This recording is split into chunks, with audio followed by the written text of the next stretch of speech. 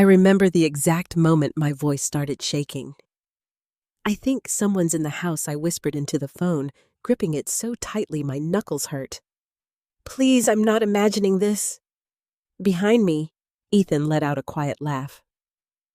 Melissa didn't even try to hide hers. "Mom, hang up," he said. "You're being dramatic again." But then I heard it. A slow, deliberate footstep just beyond the hallway. I froze. My breath caught. And for the first time, I realized something terrifying. The only people who didn't believe me were standing right behind me. And the only proof I had was being recorded. If this story already makes your heart race, stay with me. And if you've ever been dismissed when you knew something was wrong, I'd really like to hear your story. Leave a comment telling me where you're watching from and what time it is for you right now. It helps me feel a little less alone. And if you want to follow what happens next, you can like and subscribe, but only if this story speaks to you. When I moved into Ethan's house, I told myself it was temporary. That's what he had said anyway. "Just until you get settled, Mom. You shouldn't be alone after Dad passed." His voice had been gentle, almost convincing enough to quiet the part of me that hesitated. I sold my home of 36 years 2 months later. It wasn't an easy decision. That house held everything. Every birthday cake baked in the same kitchen. Every Christmas morning with wrapping paper scattered across the living room floor. Every quiet evening after my husband passed, when the silence felt heavy but familiar. Safe, even. Ethan said it didn't make sense for me to stay there alone. Melissa agreed. She always agreed with Ethan. Their home sat in a newer development just outside of Columbus. Clean sidewalks, identical mailboxes, trimmed hedges that never seemed to grow out of place. It was the kind of neighborhood that looked peaceful from the outside. The kind people trusted without question. At first, I tried to convince myself I belonged there. They gave me the guest room. Not your room, never that. Just the guest room. It had beige walls, a narrow bed, and a window that faced the side yard. No pictures, no shelves, nothing that felt like mine. I remember standing in the doorway the first night holding a single suitcase, realizing that everything I owned now fit into something I could barely carry. Melissa had smiled when she showed it to me. "I kept it simple," she said. "Less clutter is better at your age." At your age. That was the first time I felt it. That quiet shift. The way I wasn't just a mother anymore. I was a responsibility. Something to manage. Ethan didn't notice. Or maybe he did, and chose not to say anything. The first few weeks were polite.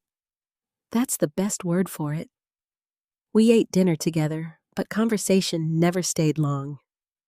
Ethan talked about work, real estate deals, market trends. Melissa chimed in with sharp observations, always just a step ahead, always a little too certain. If I spoke, it was usually to ask a question, or to fill the silence. But I began to notice something. Whenever I shared an opinion or even a simple concern, there was always a pause, a glance between them, a small, almost invisible exchange. And then, "Well, Mom, you might be overthinking that," or "That's probably not what's happening," or my least favorite, "You've always been a little dramatic." At first, I laughed it off. I told myself it was harmless, a generational thing. They were busy. I was adjusting. But small things started to add up. I would put my reading glasses on the nightstand, only to find them in the kitchen the next morning. I would close the back door before going to bed, double-checking the lock like I always had, only to find it slightly open when I woke up. Once I mentioned it over breakfast. "I could have sworn I locked it," I said, holding my coffee a little too tightly. The back door was open this morning. Melissa didn't even look up from her phone. "Maybe you forgot," she said. Ethan gave a small shrug. "It happens, Mom." I nodded, but something about it didn't sit right. I've lived alone for years. I know the difference between forgetting and something being wrong. Still, I said nothing. That became a pattern. The first time I heard a noise at night, I sat up in bed, heart racing. It was faint, almost like something metal scraping softly against wood. I waited, listened. It stopped. The next morning, I mentioned it carefully, choosing my words like they might break if I wasn't gentle enough. "I think I heard something downstairs last night." Ethan barely looked up from his laptop. "Probably the house settling." Melissa smirked slightly. "Or the wind." "There wasn't any wind," I said. She shrugged. "Then maybe a dream." A dream. I remember sitting there, staring at my plate, feeling something shift inside me. Not anger. Not yet. Just doubt. The second time it happened, I didn't say anything. The third time, I started to question myself. Maybe I was imagining things. Maybe this was what getting older felt like. Small lapses, confusion, a mind that wasn't as sharp as it used to be. But then, there were moments I couldn't explain away. One afternoon, I walked into the living room and found a drawer in the console table slightly open. Inside were old documents, some of them mine, papers I hadn't touched since I moved in. I closed it quietly. That night, I checked again. Everything was rearranged. Not dramatically, just enough. Enough for someone paying attention to notice. Enough for someone not paying attention to dismiss. I stood there longer than I should have, staring at those papers, feeling that same quiet unease settle deeper into my chest. When I brought it up, Ethan sighed. "Mom, no one's going through your stuff." Melissa added almost casually, "Why would anyone even want to?" That stung more than I expected. I stopped mentioning things after that, not because they stopped happening, but because I realized something. Every time I spoke, I lost a little bit of credibility in their eyes. Every concern became proof that I was unstable. Every question turned into another reason for them to doubt me. And slowly I started to doubt myself too. But doubt has a limit. There's a point where something inside you refuses to stay quiet. For me, that moment came one evening just after sunset. The house was unusually still. Ethan was upstairs on a call. Melissa had gone out, or at least that's what she said. I was alone in the kitchen, rinsing a cup, when I heard it. The back door. Not just a creak. Not just the sound of wood settling. The unmistakable, deliberate click of a lock turning. I froze. Water still running over my hands. My heart didn't race at first.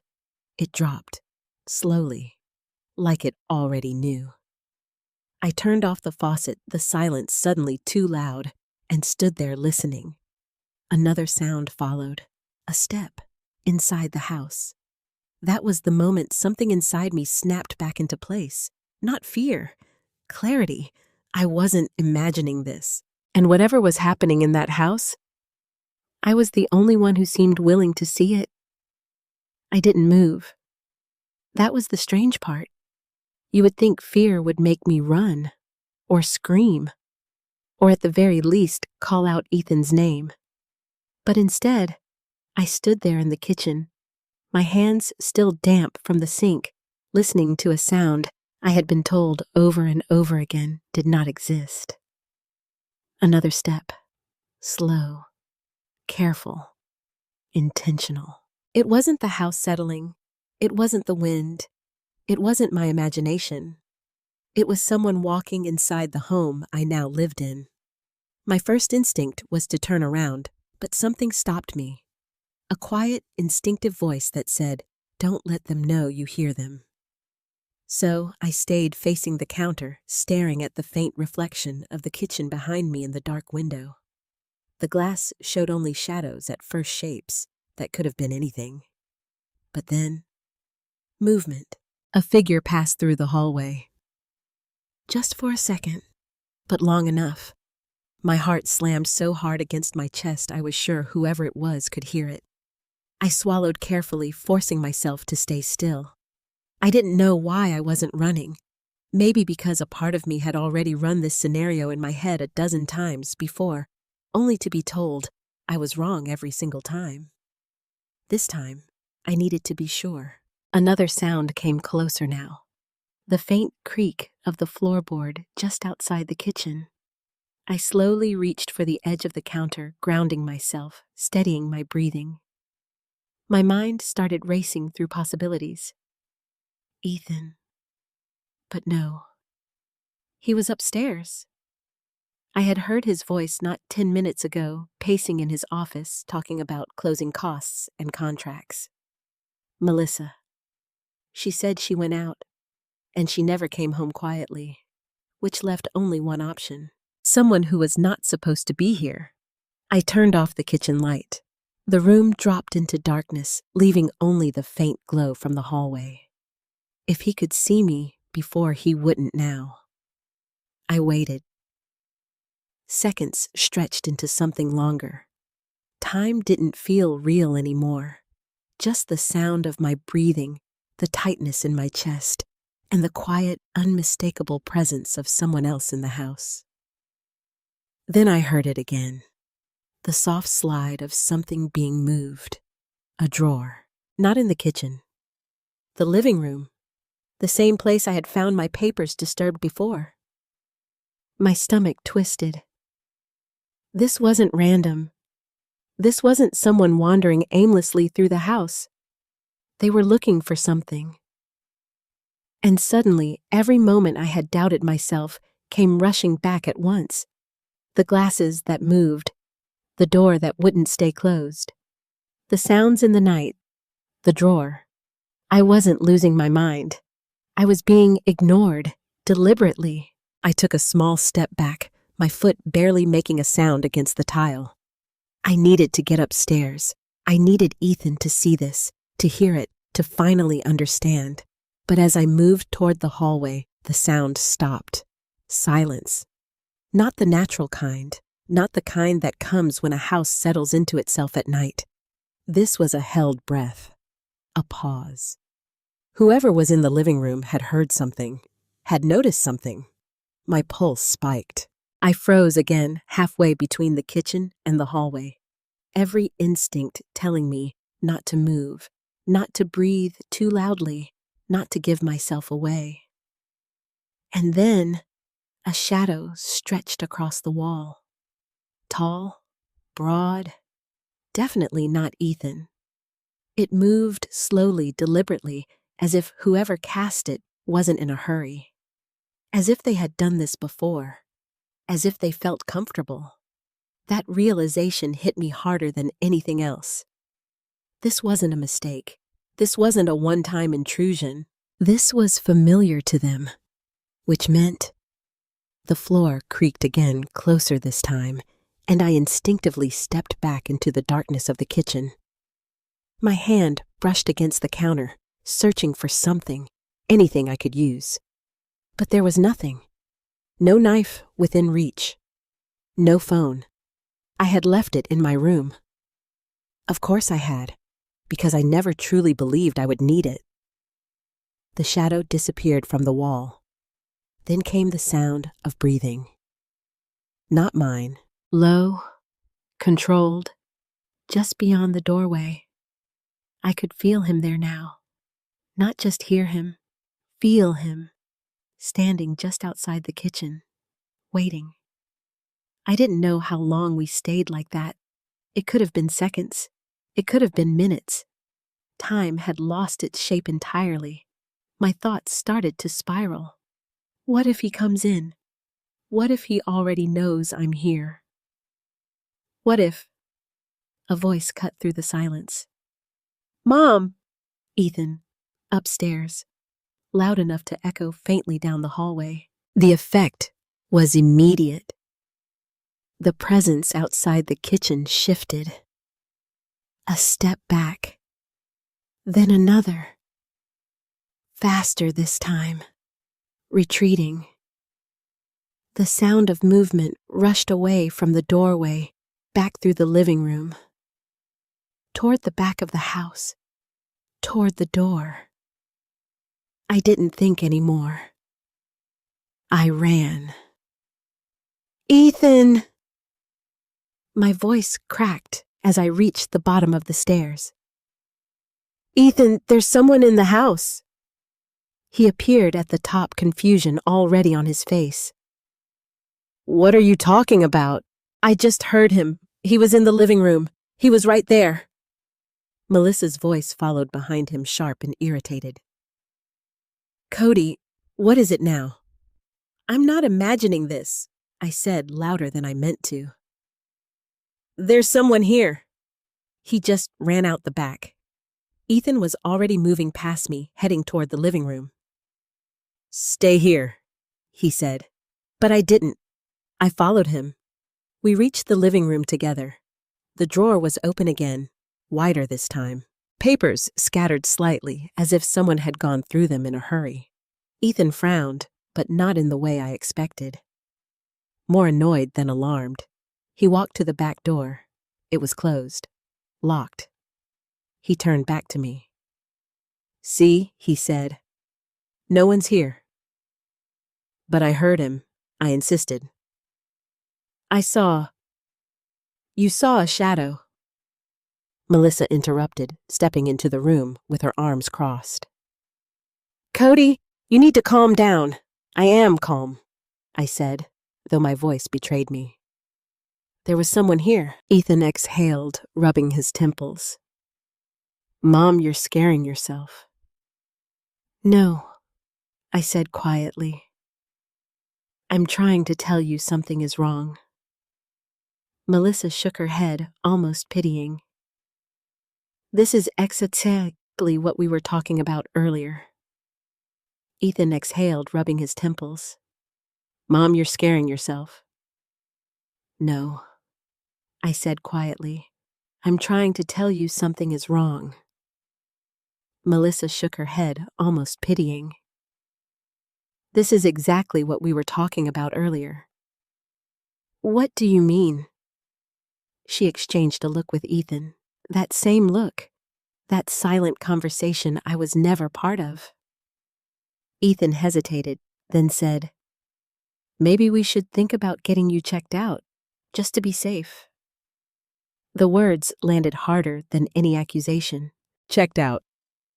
Just to rule things out, he said quickly. Memory issues, anxiety, it's normal at your age. At your age, again. I looked from him to Melissa, searching for something. Concern, doubt, anything that suggested they might believe me even a little. There was nothing, only patience. The kind you give to someone you've already decided is wrong. I felt something inside me go quiet. Not fear, not panic. Something else, something colder. Because in that moment, I understood something I hadn't fully accepted before. Even if the truth walked right in front of them, they wouldn't see it. And if I wanted to prove what was happening in that house, I was going to have to do it alone. That night changed something in me. Not just because I had seen him. Not just because I had heard him breathing on the other side of that doorway, but because of what came after. Because of how easily it was dismissed. The next morning, the house felt normal again. Too normal. Sunlight filtered through the kitchen windows, casting soft shadows across the counter. The coffee maker hummed quietly, filling the air with a familiar scent. Ethan sat at the table, scrolling through emails, his expression calm, focused, as if nothing had happened. Melissa stood at the island, slicing fruit with precise, controlled movements. I watched them both for a moment before speaking. Did either of you check the yard last night? I asked. Ethan didn't look up. For what? For footprints, I said, or anything unusual. He ran out the back door. There wasn't anyone? Mom, he interrupted, still staring at his screen. My fingers tightened around the edge of the chair. I saw him. Melissa placed the knife down with a soft click and finally looked at me. You saw a shadow, she said, her voice calm in a way that felt rehearsed. In the dark. After you worked yourself up all evening. I didn't work myself up, I said. I heard him. He was going through the living room drawer again. Ethan sighed louder this time, closing his laptop halfway. We've been over this. No, I said quietly. You've dismissed it. That's not the same thing. There was a brief silence. Melissa crossed her arms, leaning slightly against the counter. Cody, can I ask you something? I didn't answer. Have you been sleeping well? She continued. The question caught me off guard. That has nothing to do with this. It might, she said. Lack of sleep can cause confusion, even hallucinations. I am not hallucinating, I snapped sharper than I intended. Ethan flinched slightly, then looked at me with something that resembled concern, but it wasn't the kind I needed. It was the kind you give someone you believe is fragile. Mom, he said gently, we just want to make sure you're okay. I am okay, I said, but someone was in this house last night. It was the kind you give someone you believe is fragile. Mom, he said gently, we just want to make sure you're okay. I am okay, I said, but someone was in this house last night. Melissa shook her head slowly. There's no sign of forced entry. The alarm didn't go off. The doors were locked. They weren't locked, I insisted. I heard the back door open. Ethan stood up now, rubbing his hands together as if trying to stay patient. I checked it myself. It was locked. I stared at him. Then how did he get in? I asked. Neither of them answered, because there wasn't a good answer. Instead, Melissa picked up her knife again and resumed slicing fruit. Maybe we should install cameras, she said casually. So you can see for yourself there's nothing going on? The way she said it made my stomach twist. Not as a solution, as a challenge, as if she already knew what those cameras would show. Or wouldn't. That's not a bad idea, Ethan said. It might help ease your mind. My mind, not the situation, not the possibility that someone had been inside their home. Just my mind. I sat down slowly, the weight of their words pressing in on me. Fine, I said after a moment. Install cameras. Melissa smiled faintly. Good. But there was something in that smile I didn't trust. Something that felt too confident, as if she wasn't worried about what the cameras might reveal, as if she already knew. The rest of the day passed in an uneasy silence. Ethan left for work. Melissa stayed home, moving through the house with quiet efficiency, cleaning, organizing, rearranging small things that didn't need to be rearranged. I watched her from the living room, pretending to read while my eyes followed her movements. At one point, she stopped near the console table.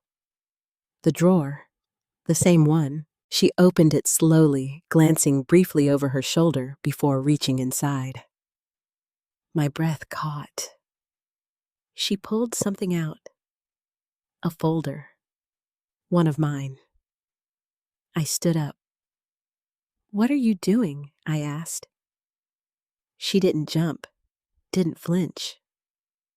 Just turned to look at me perfectly composed. I'm organizing, she said. That's my paperwork. It's in our living room, she replied calmly. I'm just putting things where they belong. I stepped closer. You've been going through it? Her expression didn't change. Cody, you're making assumptions again.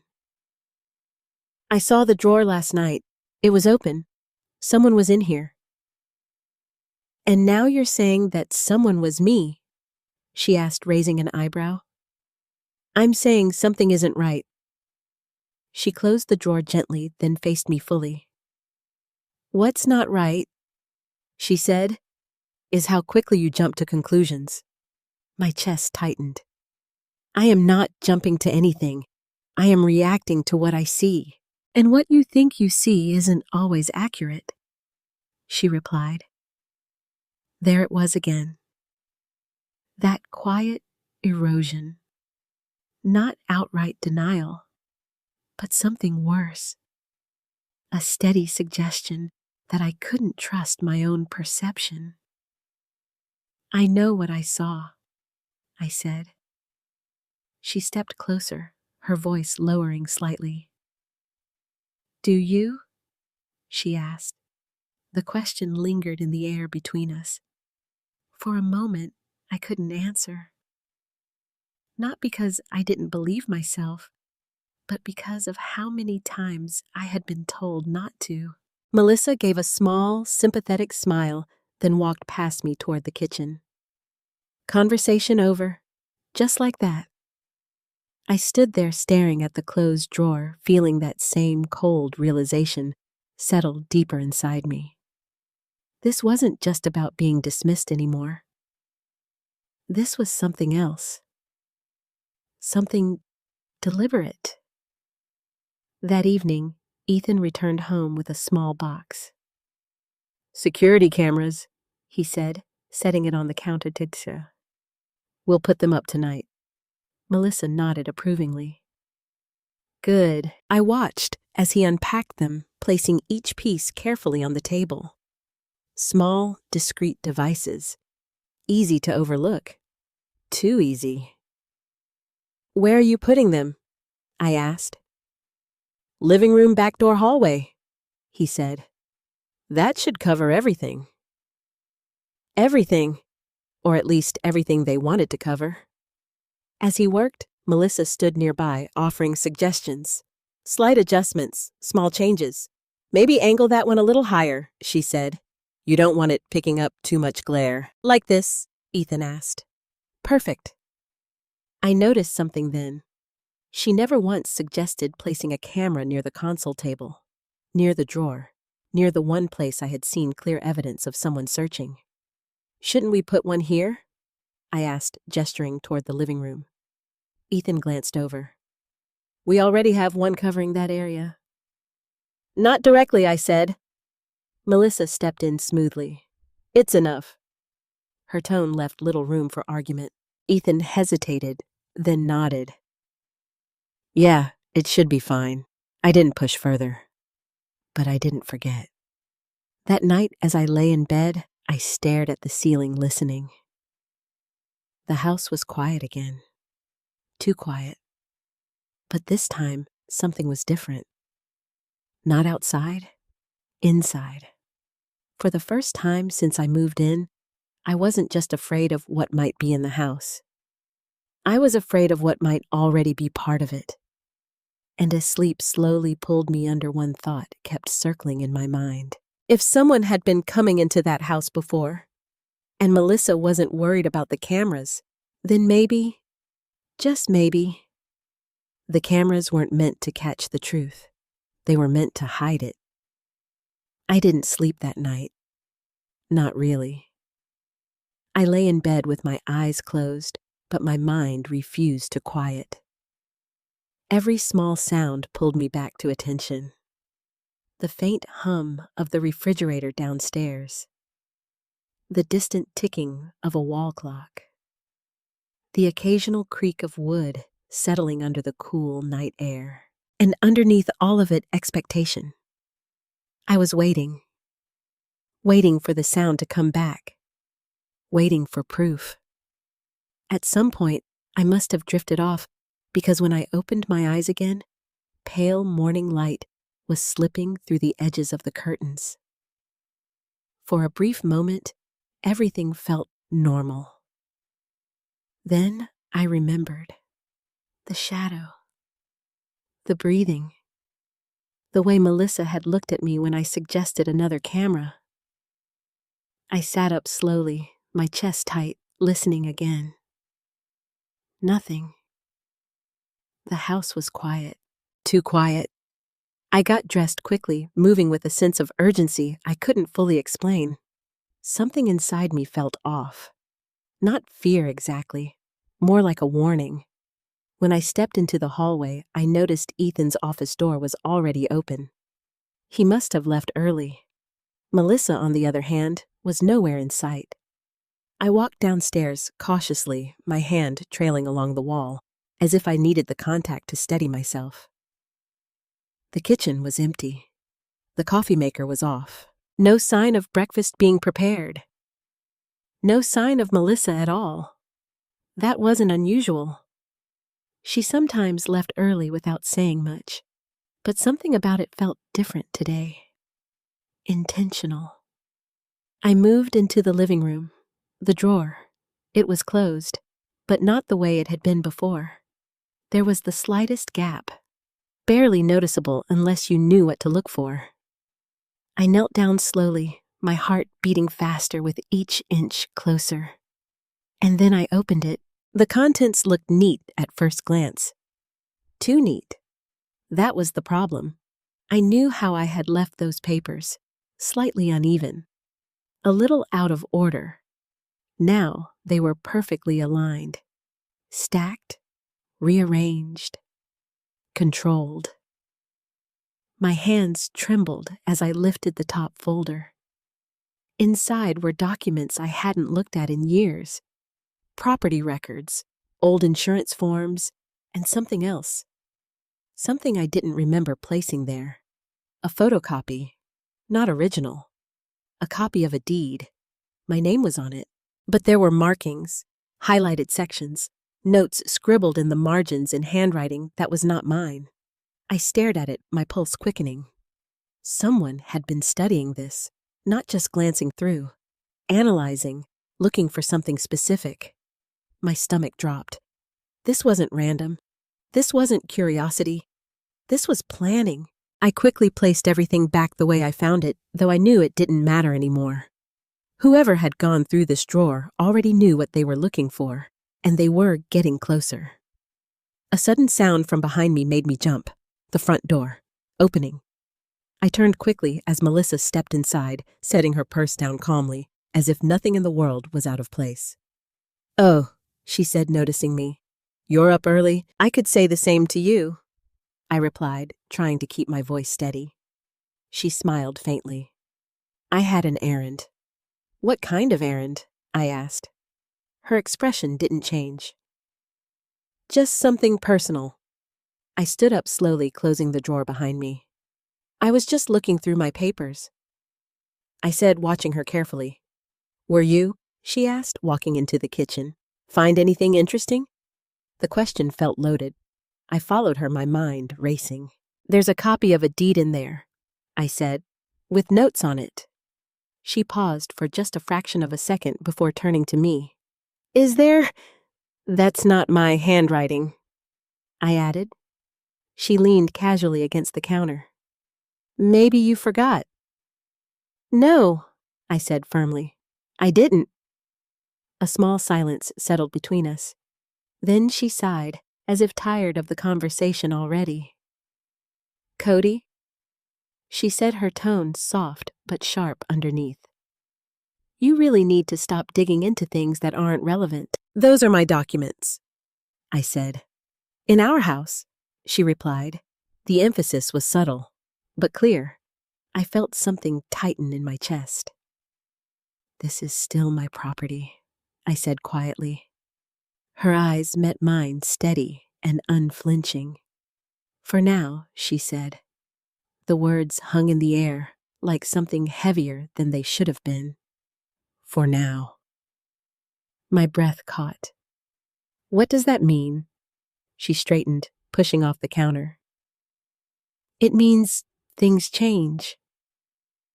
"That's not an answer. It's the only one you're getting," she said.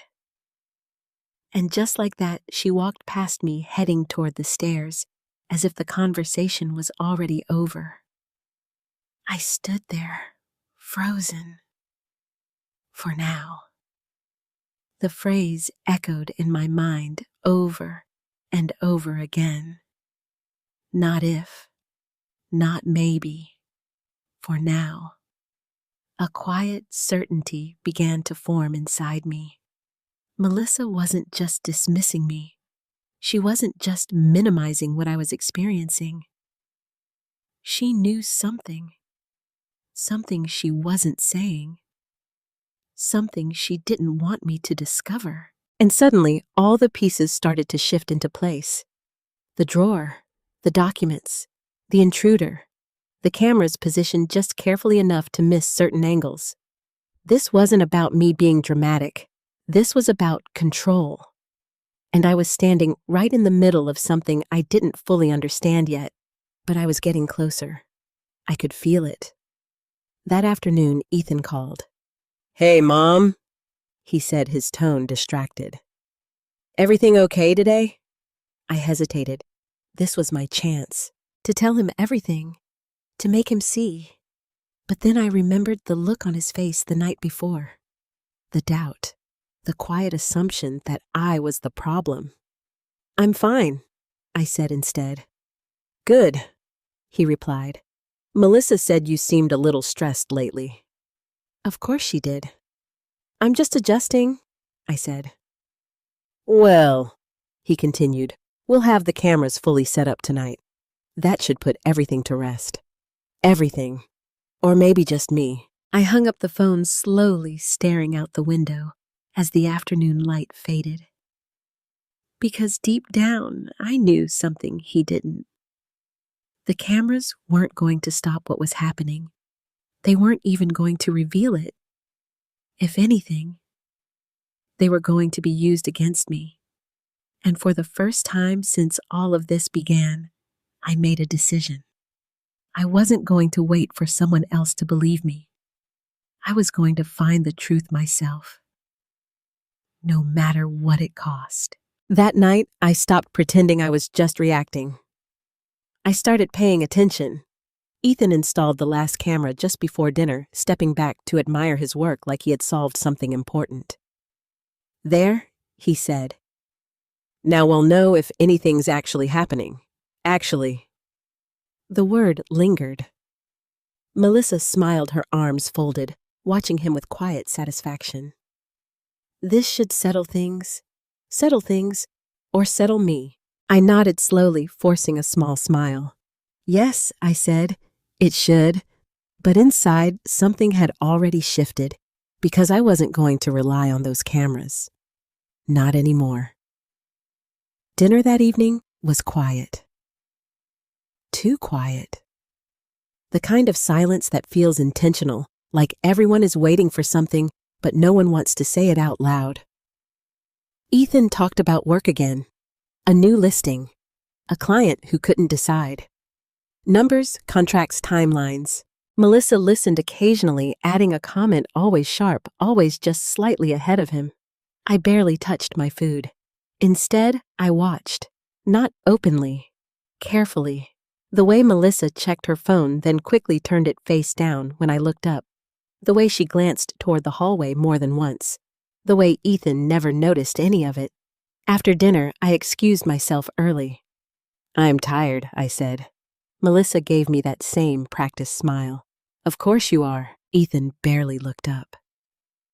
"Get some rest, Mom."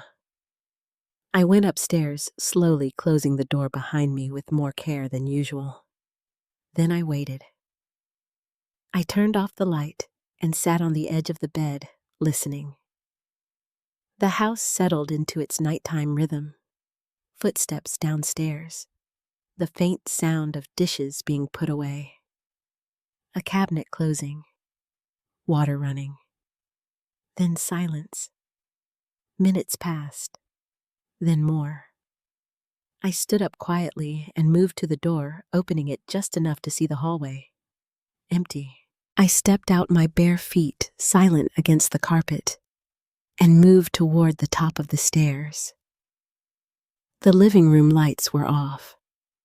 Only the faint glow from the kitchen remained. I could hear Melissa's voice. Low. Controlled. She was on the phone. I moved closer, staying just out of sight. "I told you not tonight," she whispered. A pause. No, the cameras are up now. You can't just walk in like before. My breath caught. Before. Another pause. I don't care what you need, she said, her voice tightening slightly. You'll have to wait. Silence. Then softer, almost irritated.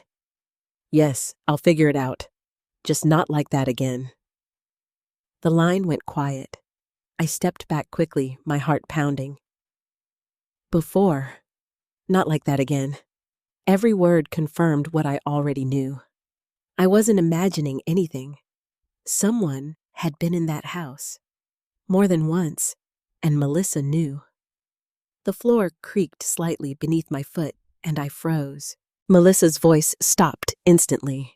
A second later, I heard her footsteps moving toward the hallway.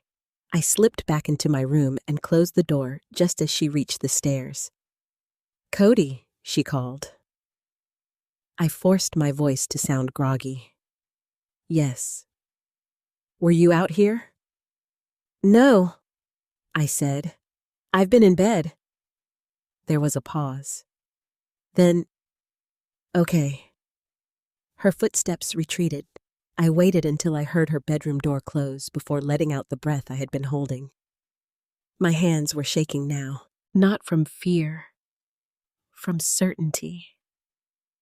I moved to the window, staring out into the dark backyard.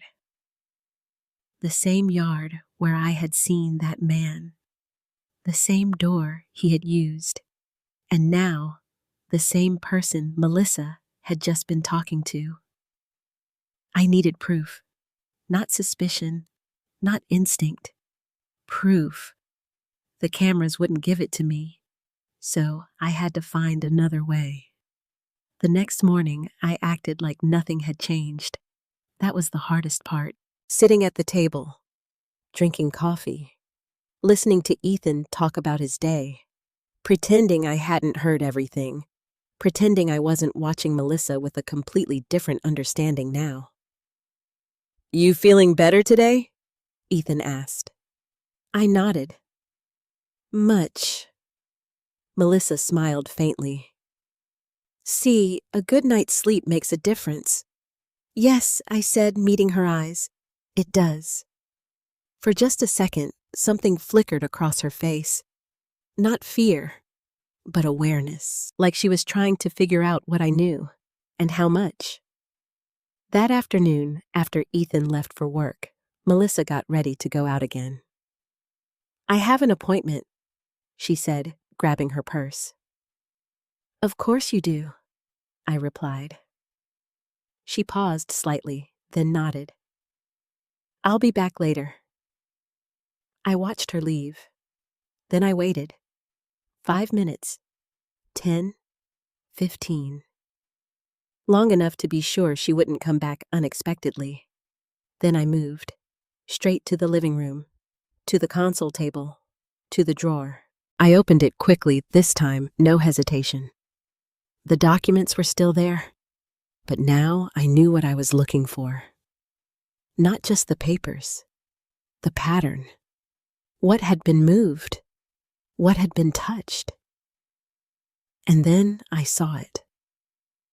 A small indentation in the wood at the back of the drawer. Almost invisible. Unless you were looking for something hidden. I reached in, pressing lightly against the panel. Nothing. I tried again, this time along the side. A soft click. The back panel shifted slightly. My heart started racing. I pulled gently, and it slid open. Behind it, a hidden compartment. Inside were items that did not belong to me. A small flashlight, a pair of gloves, and a folded piece of paper. I picked it up, slowly unfolding it with trembling hands. It was a list. Addresses, dates, notes. And at the top, my name. Cody Thornton. Underneath it, written in the same handwriting I had seen on the copied deed, were 2 words. Confirm ownership. My breath caught. This wasn't random. This wasn't curiosity. This was surveillance, planning. And suddenly, everything made sense. The intruder wasn't just breaking in. He was working for someone inside the house. A floorboard creaked behind me. I froze. Slowly, carefully, I turned my head. The front door. It hadn't opened. I was sure of that. But the sound hadn't come from there.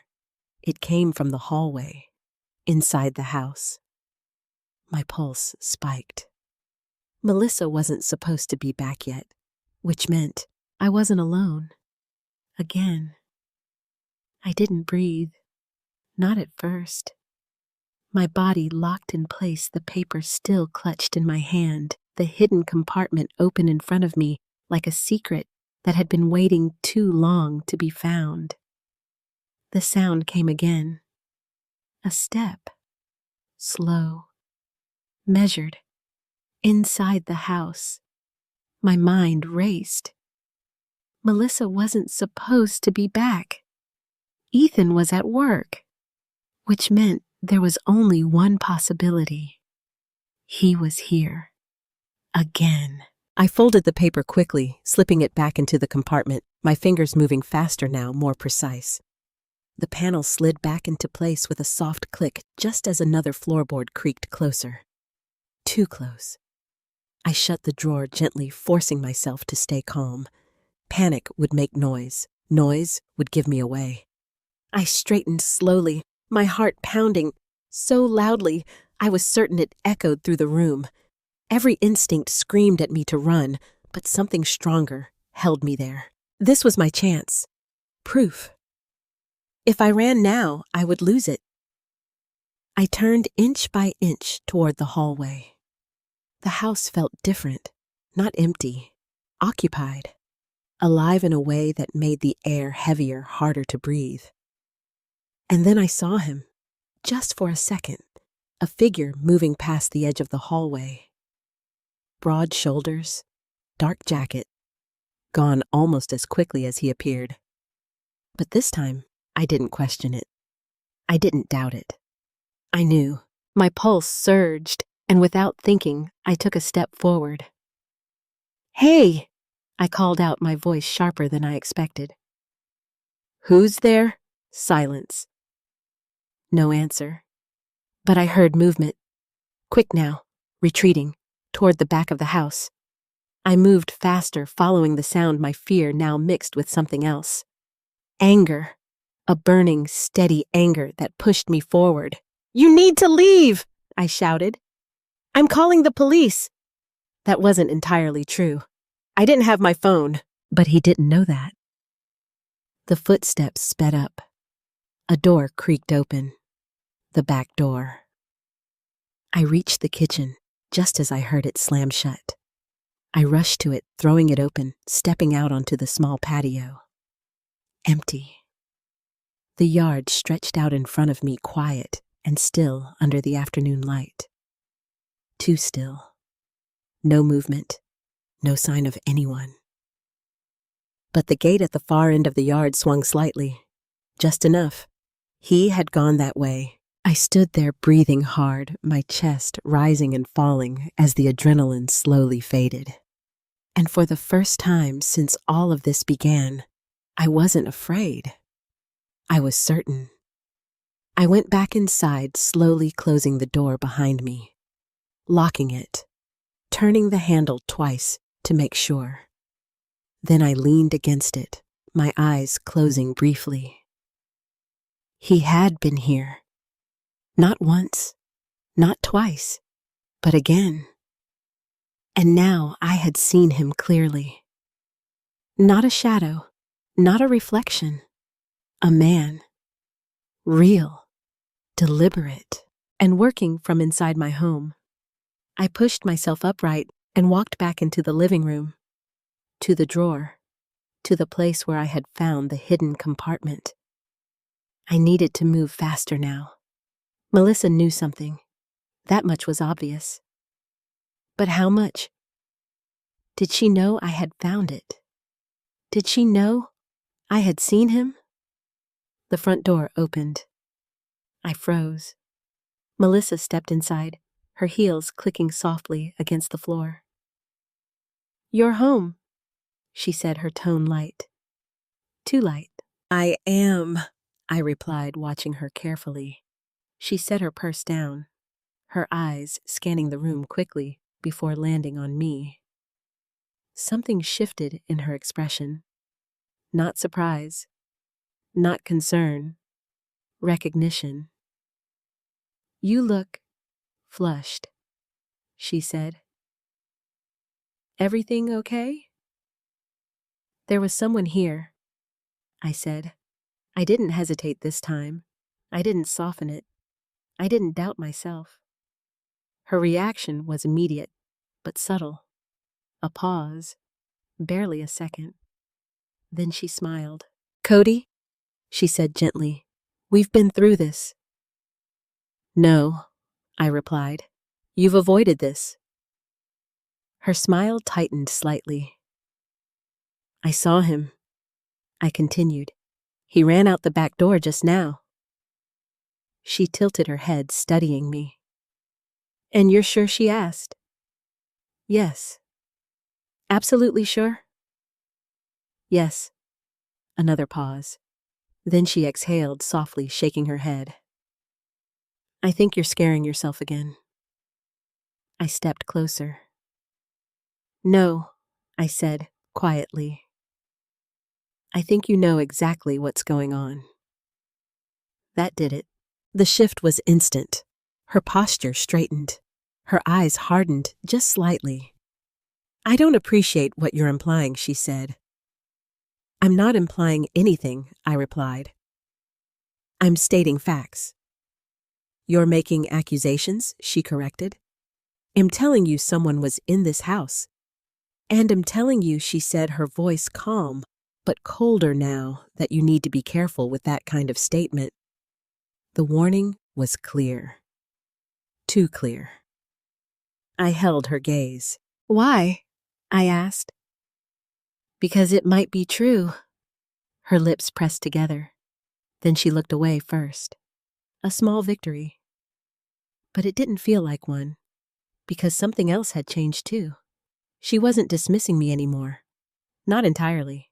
She was adjusting, calculating. That scared me more than anything she had said before. Ethan came home an hour later. Melissa spoke to him before I could. I watched from the hallway as she leaned in, her voice low, her expression concerned. He nodded slowly, his face tightening. Then he turned toward me. "Mom," he said carefully, "Melissa told me what happened." Of course she did. "I saw him," I said again. Ethan sighed, running a hand through his hair. "We have cameras now," he said. "If someone was here, we'll see it." I shook my head. "No, you won't," he frowned. "Why wouldn't we?" "Because they're placed wrong. Because they're meant to miss it. Because your wife made sure of it. But I didn't say any of that." "Not yet. Just check them," I said instead. We gathered in the living room. Ethan pulled up the camera feed on his laptop. Melissa stood beside him. I stood behind them, watching, waiting. The footage played. The front door, empty. The living room, still. The hallway, nothing. Then the back door, closed, unmoving. Ethan paused the video, looking back at me. "See?" he said gently. No one came in or out. I stared at the screen, at the perfect, untouched image, at the absence of everything I had just experienced, and slowly I understood. They weren't just missing the truth. They were hiding it, deliberately, carefully. And now, I was the only one who knew. I didn't argue with them, not anymore. Standing behind Ethan as he replayed the footage again, Pausing, rewinding, zooming in on nothing, I realized something that settled deep into my bones. The truth wasn't missing. It was being erased. Carefully, intentionally. Every camera angle, every blind spot, every perfectly placed device. Melissa hadn't made a mistake. She had designed it this way. "See?" Ethan said again, softer this time, as if trying not to upset me. "There's nothing there." "Nothing there," I nodded slowly. "You're right," I said. Melissa turned, slightly watching me. "You feel better now?" she asked. I met her eyes. "Yes," I said. And for the first time since all of this began, I lied. That night, I didn't wait. I didn't listen. I acted. I locked my door quietly, then moved to the dresser and pulled out something I hadn't touched in years. An old voice recorder. It wasn't fancy, just a small handheld device I had used back when I volunteered at the community center recording interviews and stories. But it worked. And more importantly, it didn't connect to anything. No network, no system, nothing Melissa could control. I held it in my hand for a moment, feeling a strange sense of calm settle over me. If they could manipulate what was seen, then I would capture what was heard. I slipped it into my pocket and turned off the light. Then I waited. Hours passed. The house grew quiet again. Ethan's footsteps faded upstairs. A door closed. Then silence. The kind of silence I had learned not to trust. I checked the time. 2:13 a.m. The same time I had heard things before. The same time everything seemed to happen. My fingers tightened around the recorder. And then it came.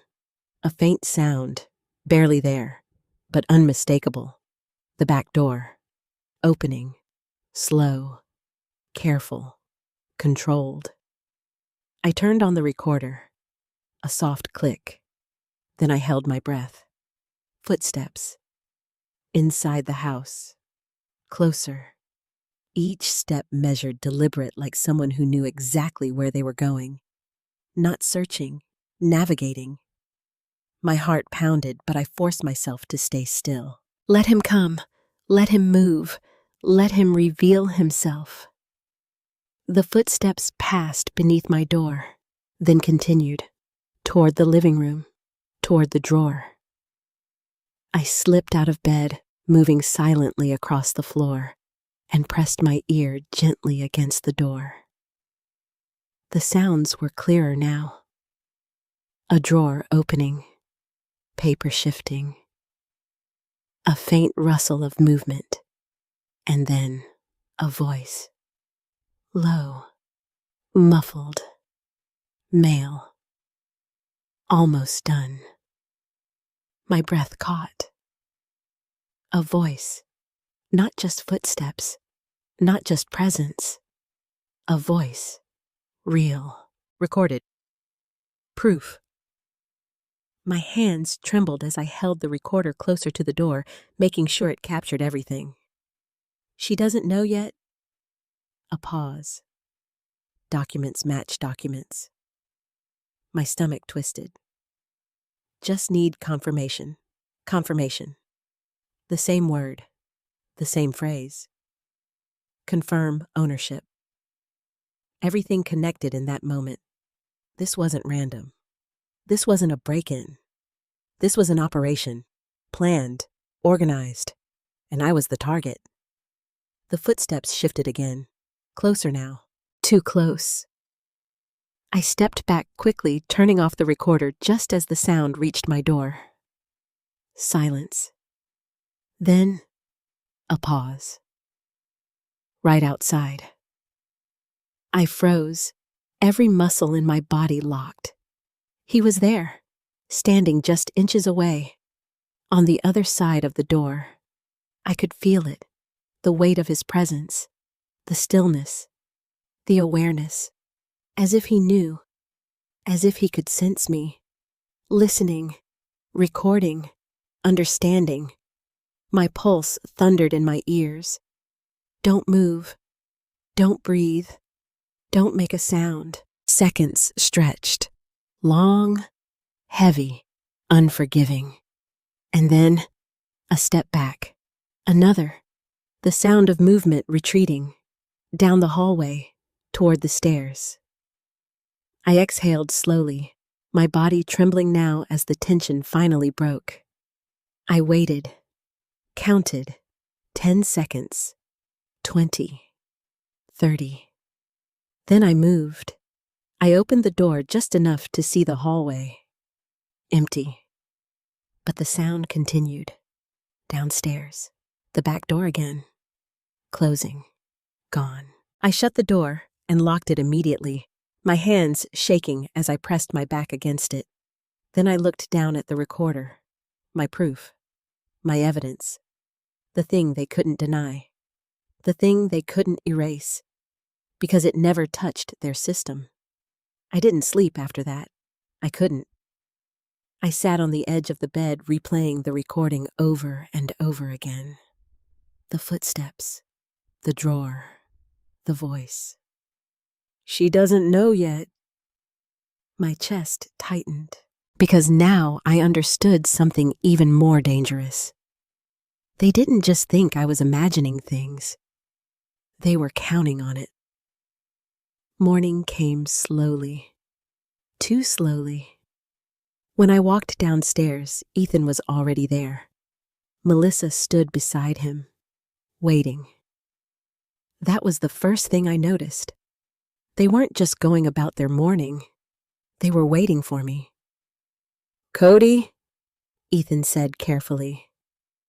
"We need to talk." I stopped at the bottom of the stairs. "About what?" I asked. Melissa stepped forward. "About last night," she said. My grip tightened around the recorder in my pocket. "What about it?" Ethan hesitated, then said, "The alarm system logged something." My heart skipped. "What do you mean?" Melissa answered this time. "It shows the back door opened at 2:14 a.m. Silence filled the room. Ethan looked confused, concerned, but the cameras didn't show anything he added. No one came in or out. Of course they didn't. Melissa turned to me, her eyes sharp now, focused, watching. So she said slowly, either the system malfunctioned, a pause, or something else. Something she didn't say out loud, but didn't need to. Or someone opened it from the inside. The words landed heavy, deliberate, directed, at me. Ethan's expression shifted, confusion turning into doubt. "Mom, did you?" "No," I said firmly. "I didn't touch that door." Melissa tilted her head slightly. "Then how do you explain it?" she asked. I took a step forward. Slow, steady, and for the first time, I wasn't defending myself. I reached into my pocket and pulled out the recorder. "I don't have to explain anything I said. I have proof." Their reactions were immediate. Ethan leaned forward. Melissa froze, just for a second. But it was enough. "Play it," Ethan said. I looked at Melissa. Her face was calm again. Too calm. But her eyes were calculating. I pressed the button, and the truth finally began to speak. The room went completely still. Not the quiet kind of still, the dangerous kind. The kind where everything shifts beneath the surface even if nothing moves. Ethan leaned forward first, his brows pulling together as the recording began to play. The faint crackle of static filled the room, followed by the unmistakable sound of the back door opening. A slow creak, then footsteps. Clear, deliberate. Not imagination, not confusion. Real. Ethan's expression changed immediately. His shoulders stiffened, his eyes narrowing slightly as he listened more closely. Melissa didn't move. She didn't blink. She didn't react at all, which somehow said everything. The recording continued. The drawer, the rustling of paper, then the voice. Almost done. Ethan froze. What is that? He whispered. I didn't answer. I didn't need to. She doesn't know yet. The words hung in the air heavier than anything else that had come before. Ethan's head turned slowly toward me, confusion now mixed with something deeper, something closer to doubt. Documents match, just need confirmation. The recording ended. Silence. No one spoke. Not right away. Because there was nothing left to deny. Ethan looked at the recorder, then at me, then back at Melissa. What is this? He asked. His voice wasn't gentle anymore. Melissa finally moved, slowly, carefully. She exhaled, crossing her arms again, her posture controlled, deliberate. It sounds like someone was in the house, she said. The simplicity of it made my chest tighten. That's all you have to say, I asked. She turned to me, her gaze steady. What do you want me to say? The truth, I said. Ethan stepped between us slightly, his attention still fixed on Melissa. Do you know anything about this? He asked. A pause. A long one. Melissa's eyes flicked to the recorder again, then back to Ethan. No, she said. The word landed flat, unconvincing. Ethan frowned. Then how does someone get into our house without the cameras picking it up? She didn't answer immediately. Instead, she tilted her head slightly as if considering something. Maybe the cameras didn't catch everything she said finally. I almost laughed. Now the cameras weren't perfect. Now they could miss something. Ethan shook his head slowly. That doesn't make sense. No, I said quietly. It doesn't. Melissa's gaze shifted to me again, sharper this time. You're enjoying this, she said. The accusation caught me off guard. Excuse me, you finally have something you can hold up and say you were right. She continued. So now you're pushing it further. I'm not pushing anything, I said. I'm showing you what's been happening in your own house. Our house, she corrected. The emphasis again. Controlled. Intentional. Ethan ran a hand through his hair, pacing slightly now. Okay, he said. Let's just slow down. He looked at me. Mom, this P. Roves, someone was here. I believe you. The emphasis again. Controlled. Intentional. Ethan ran a hand through his hair, pacing slightly now. Okay, he said. Let's just slow down. He looked at me. Mom, this proves someone was here. I believe you. The words should have felt like relief, but they didn't, because it had taken this much fear, this much doubt, this much proof, for him to finally listen. Then he turned to Melissa. But how is this possible?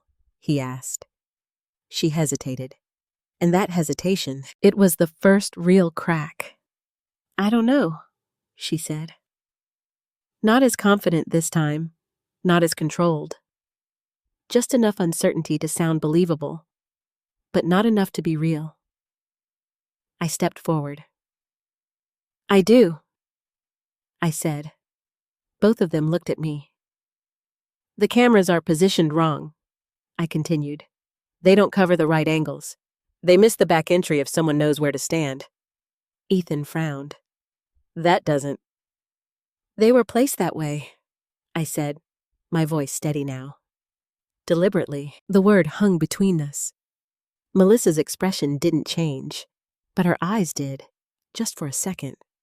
Sharp, alert, dangerous. You're making a very serious accusation, she said. I'm making an accurate one. I replied. Ethan looked between us, his confusion deepening. "Wait," he said. "Are you saying—" "I'm saying someone has been coming into this house regularly," I said, "and whoever set up those cameras made sure they wouldn't be seen." Melissa let out a soft, disbelieving laugh. "This is unbelievable," she said. "No," I replied.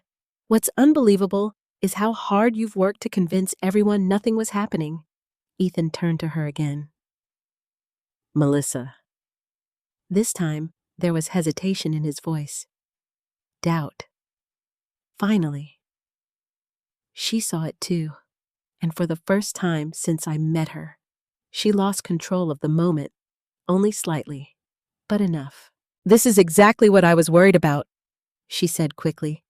"She's twisting things now, turning it into something bigger than it is.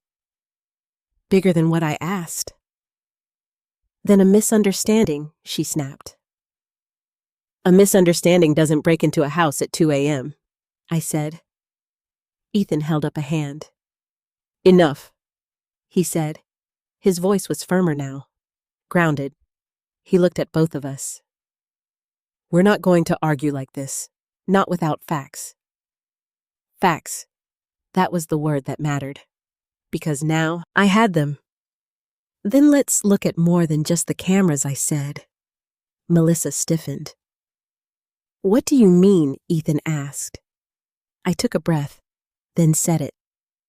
"There's a hidden compartment in the living room drawer." I had them. "Then let's look at more than just the cameras," I said.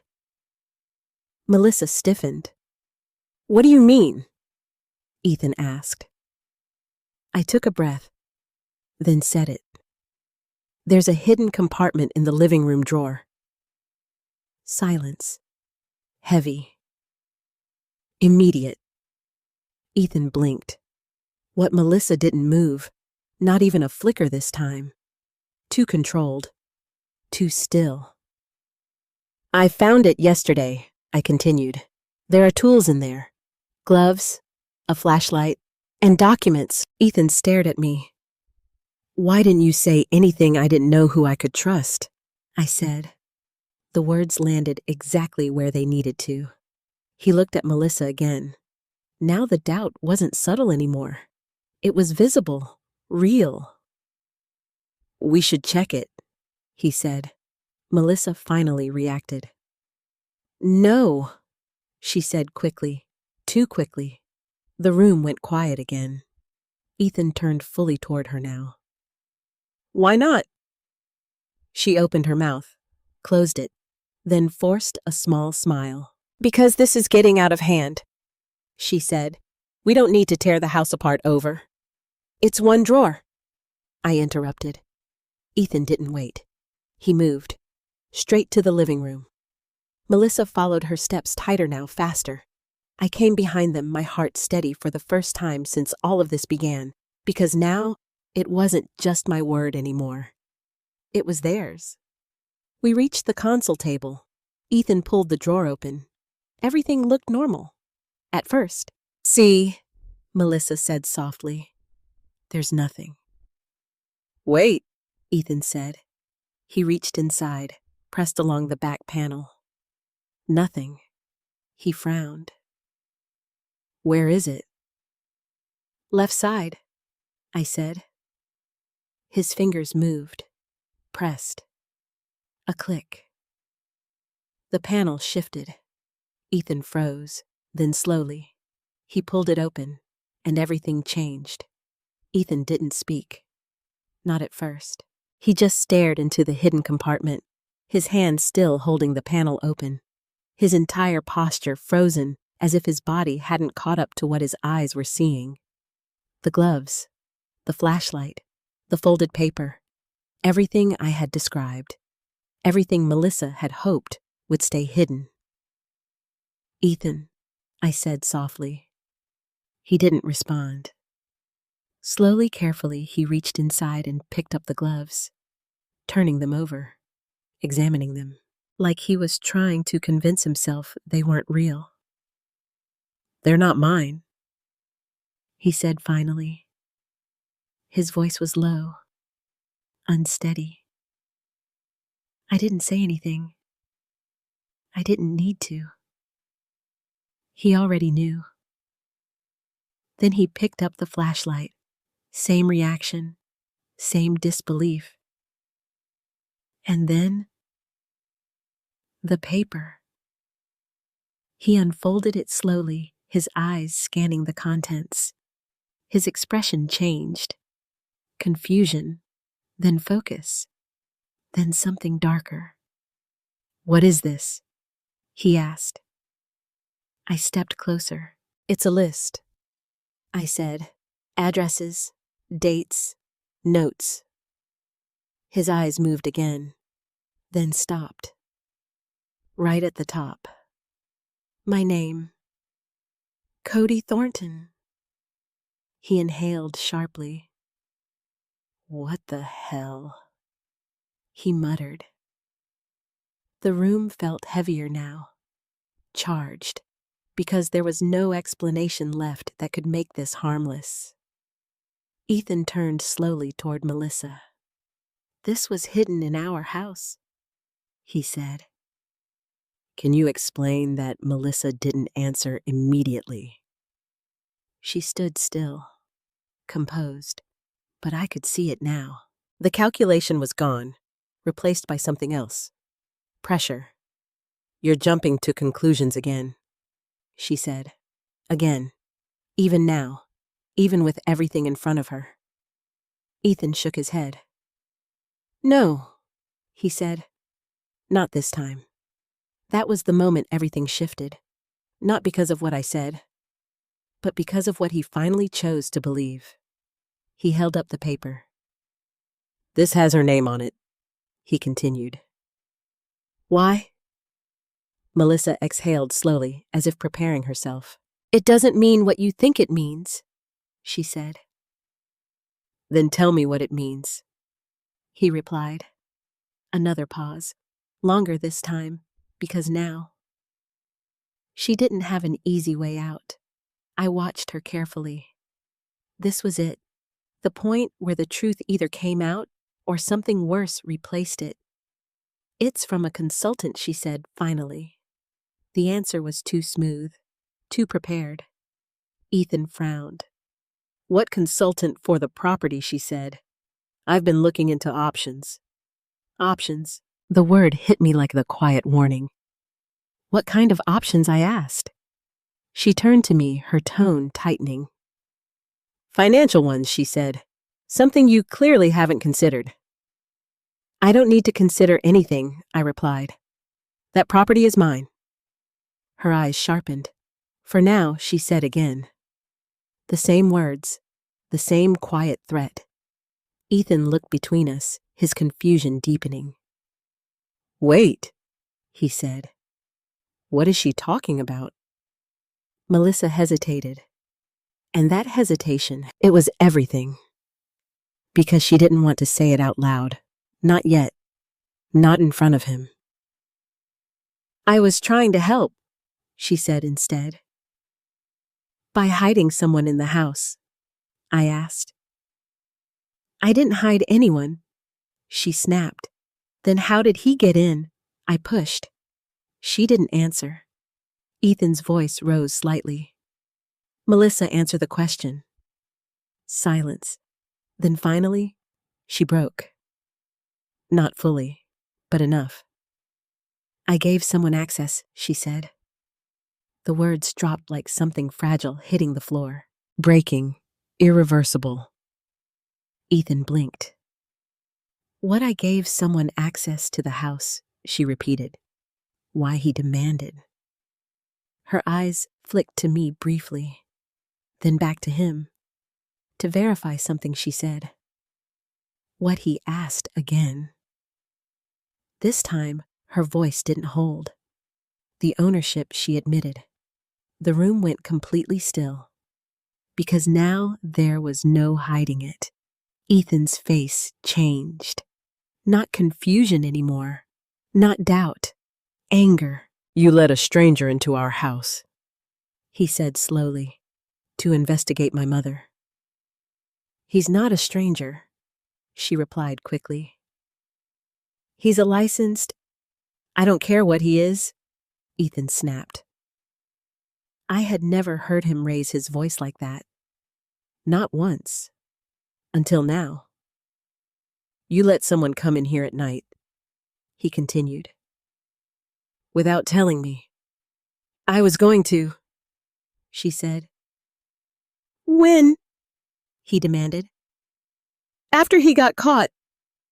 She flinched, just slightly, but enough. This was supposed to be handled quietly, she said. Quietly, I repeated. By breaking into my own home, you live here, she corrected. That doesn't mean you own everything. My chest tightened. That property is legally mine, I said. Maybe, she replied. Maybe. The word cut deeper than anything else she had said, because it wasn't denial.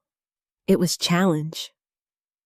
Ethan stepped back, running his hands through his hair again.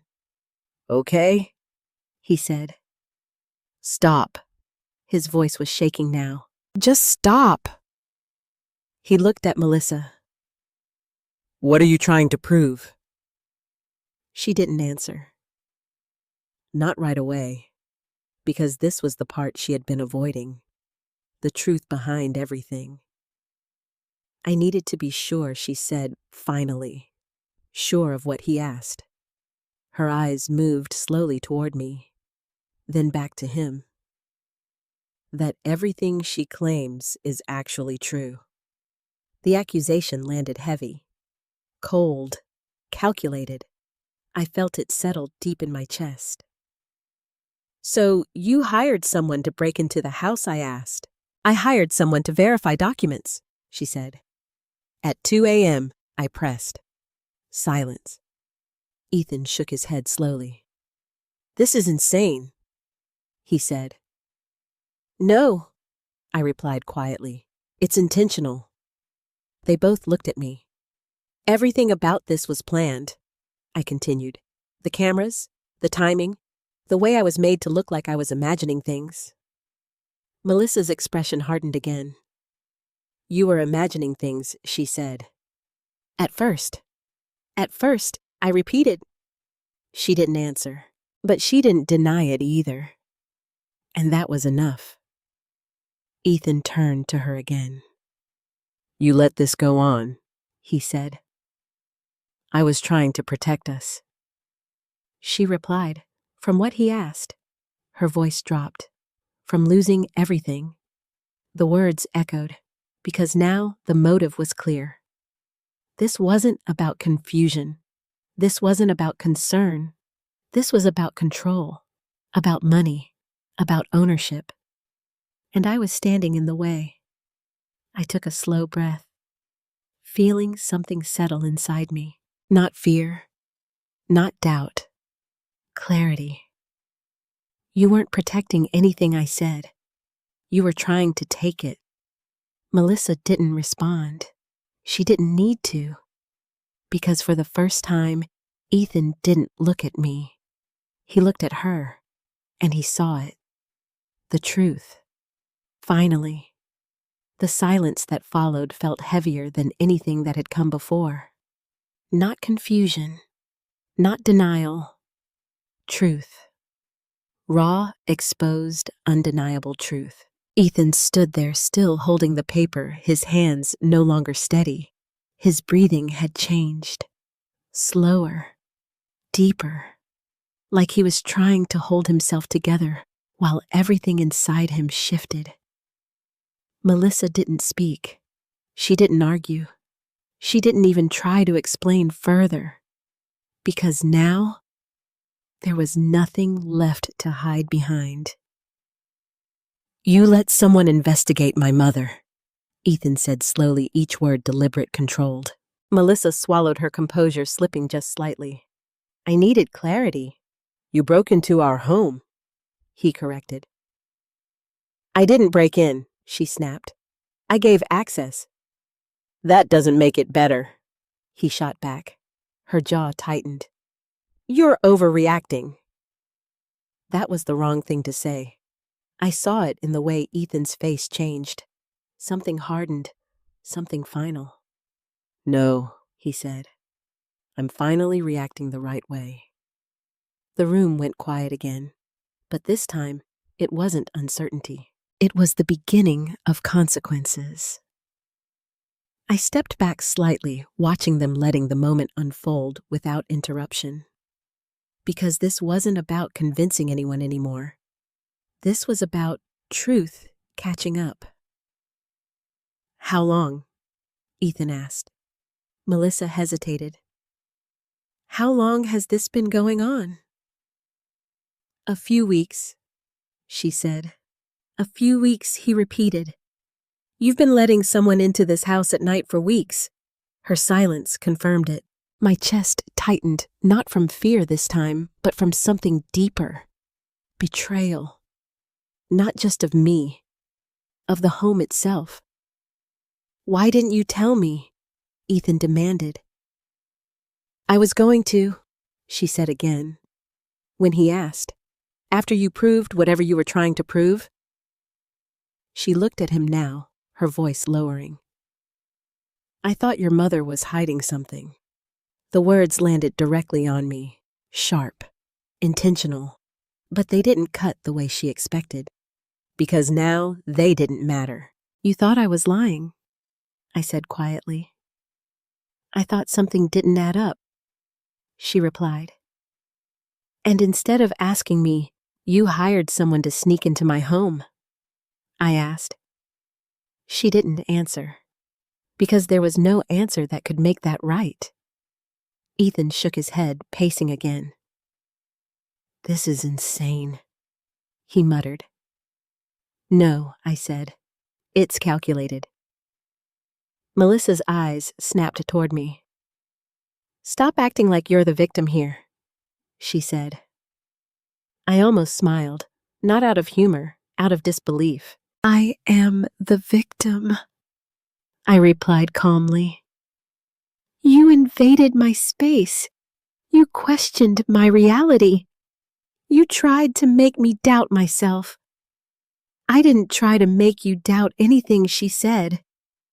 You told Ethan I was imagining things I said. Her silence answered that. And you positioned the cameras so they wouldn't catch him, I added. That's not true, she said quickly. Then why didn't they catch him? I asked. She didn't respond. Ethan stopped pacing, turned to her again. Is that true? He asked. Melissa hesitated. Just long enough.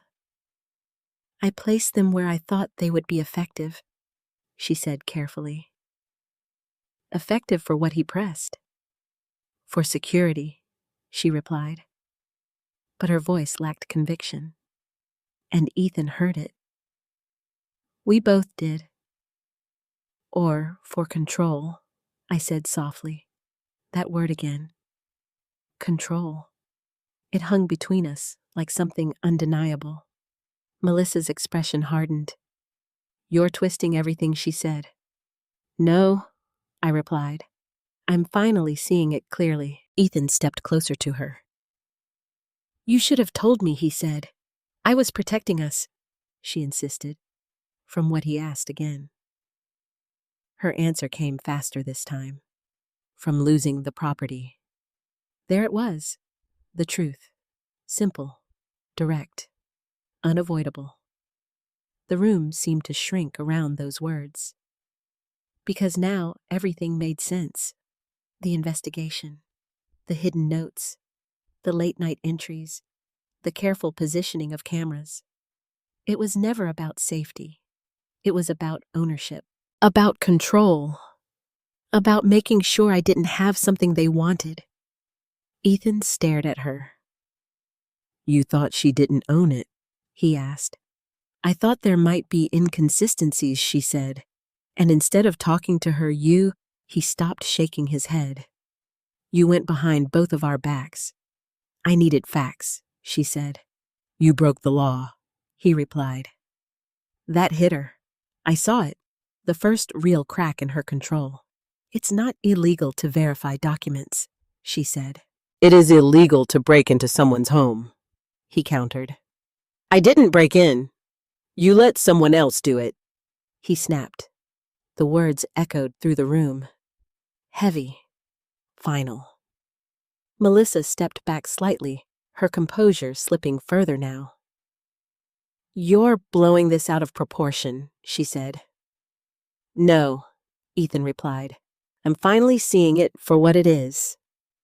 He turned away from her, running his hands over his face, trying to process everything. And in that moment, I saw something I hadn't seen before. Regret. Not just for what she had done, but for what he had believed. He looked at me, really looked at me, and Dee, for the first time since this began, I saw something I hadn't seen before. Regret. Not just for what she had done, but for what he had believed. He looked at me, really looked at me, and for the first time since this began, there was no doubt in his eyes. I'm sorry, he said quietly. The words were simple, but they carried weight, because they meant he finally understood. I nodded slowly. It's not just about being right, I said. I know, he replied. Then he turned back to Melissa. What happens now? He asked. She didn't answer. Not right away. Because now, the control she had held was slipping, and she knew it. We fix it, she said finally. How? He asked. I'll stop the investigation, she said. I'll call him. End it. That's not enough, I said. She looked at me. What do you want? She asked. I held her gaze. The truth, I said. All of it. A long silence followed, because she knew exactly what that meant. Not partial explanations, not careful wording. Everything. And for the first time, she wasn't sure she could control what came next. The truth once spoken doesn't quietly disappear. It lingers. It reshapes everything around it. And in that moment, standing in my own living room, I could feel something irreversible settling into place. Melissa had lost control. Not completely, but enough, and she knew it. What exactly do you want to hear? She asked, finally, her voice lower now, more measured. Because I've already told you what happened. No, I said calmly. You told us what you want us to believe. Ethan didn't interrupt this time. He stayed silent, watching her waiting. That silence, it mattered, because for the first time he wasn't stepping in to soften things. He was letting them unfold. I hired someone to verify the documents, Melissa repeated slower this time. That's the truth. Then why was he coming in at night? I asked. She hesitated, just long enough. Because it was easier, she said. I shook my head slightly. No, I said. Because you didn't want anyone to know. Her jaw tightened. I didn't want to cause unnecessary tension. You caused far more than that, Ethan said quietly. She turned toward him, her tone shifting again. I was trying to protect our future, she said. Our future, he repeated. Yes, she said. You and me. This house. Stability. And my mother, he asked. A pause. She's part of it, Melissa said. Part of it, not the center, not the owner, just part. And that was the problem. I stepped forward slightly. You were trying to remove me from it, I said. Her eyes flicked to mine. I was trying to understand your position, she replied. By proving I didn't have one, I said. Silence. That was the moment. The one where she realized she couldn't keep reshaping the narrative, because every version of it led to the same truth. She had been working against me, deliberately, carefully, and for weeks. Ethan exhaled slowly. "Did you find anything?" he asked her. The question surprised me, not because of what he asked, but because of what it meant. He wasn't defending her anymore. He was investigating her. Melissa looked at him. For a second, I saw something I hadn't seen before. Uncertainty. Real, unfiltered uncertainty. "No," she said. The word was quiet, honest, and heavy. "Nothing didn't match," she added. "Everything checked out." The room went still again. Because that answer, it changed everything. "You mean?" Ethan said slowly. "You've been doing all of this for nothing." Melissa swallowed. "I needed to be sure." "You were sure, I said. You just didn't want to accept it." Her eyes snapped toward me again. "Don't act like you've been completely transparent," she said. "I haven't hidden anything," I replied.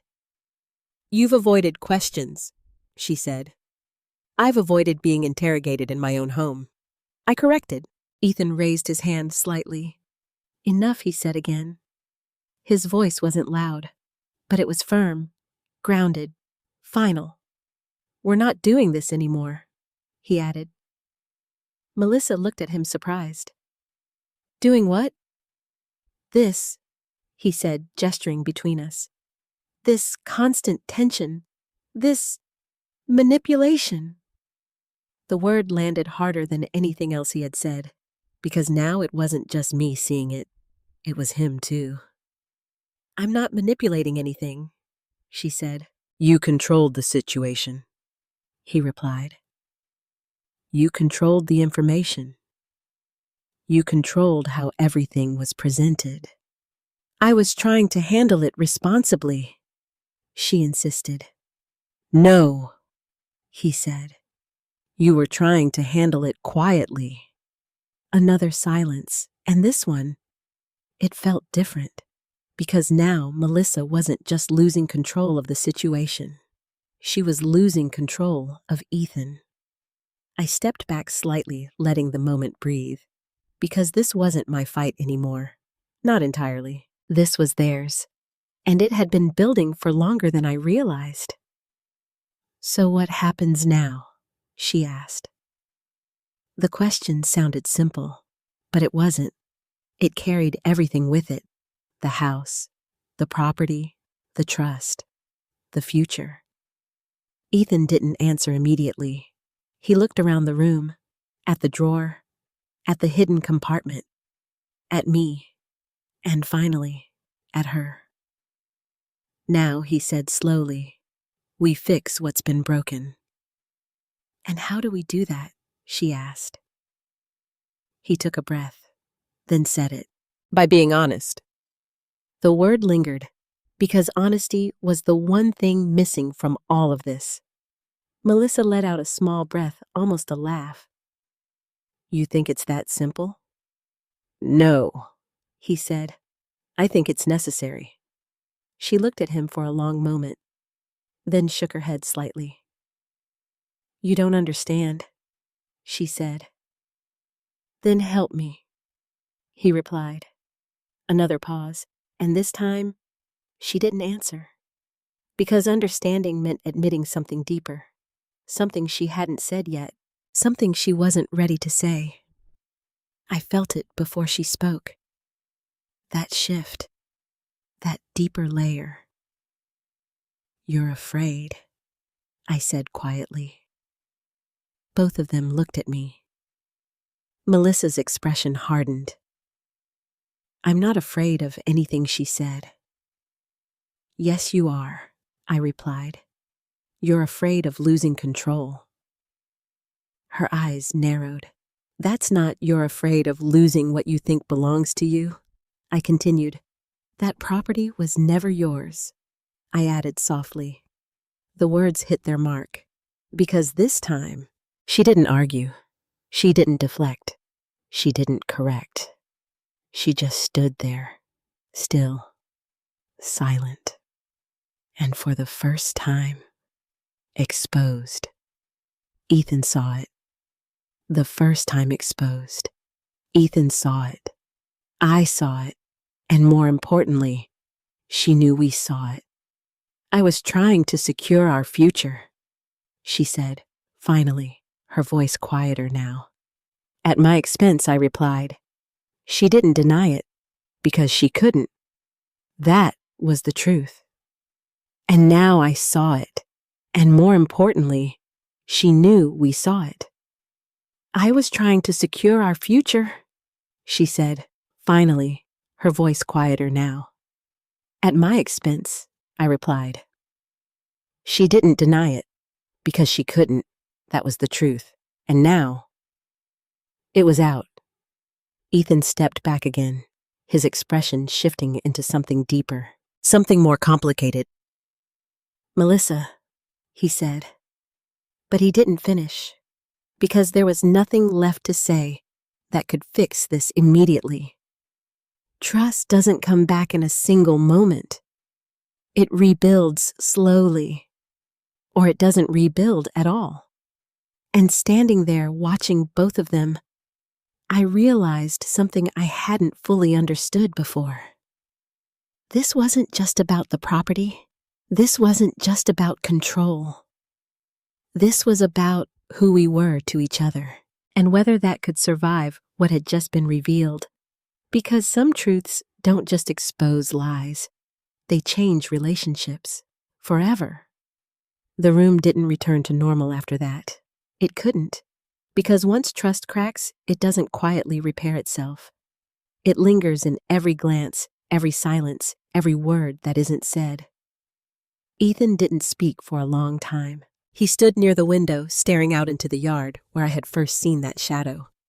His shoulders were tense, his posture rigid, like he was holding something heavy inside him that he didn't yet know how to put down.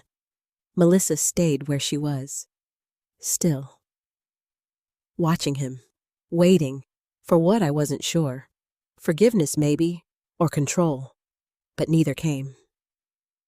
What happens to him? Ethan asked finally without turning around. His voice was calm, too calm. Melissa hesitated. Who? Ethan turned slowly. The man you brought into this house, he said. The one you've been working with. Her lips pressed together. He'll call him, she said. End it. That's not what I asked, Ethan replied. The air shifted again. Because this wasn't about stopping anymore. It was about consequences. He was just doing his job, she said. He broke into our home, Ethan said. You don't know that, she pushed back. I heard him, I said quietly. I recorded him, and we found his tools hidden in our furniture, Ethan added. Melissa's composure slipped again. Just a little, but enough. I didn't tell him to scare anyone, she said. That doesn't matter, Ethan replied. You put him here. Her silence confirmed it. Again, over and over again, the truth kept landing in the same place. There was no way around it. Ethan walked back toward the center of the room, slower this time. Measured, controlled. I trusted you, he said. The words weren't loud, but they carried more weight than anything else he could have said. Melissa looked at him, and for the first time, she didn't have an answer. I did this for us, she said finally. You did this without me, he replied. That difference mattered, and she knew it. I stepped back slightly, letting them have the space, because this wasn't just about what she had done to me. It was about what she had done to him. And that kind of realization, it doesn't come quickly. It settles, slowly, painfully. What about the police? I asked. Both of them looked at me. Melissa immediately shook her head.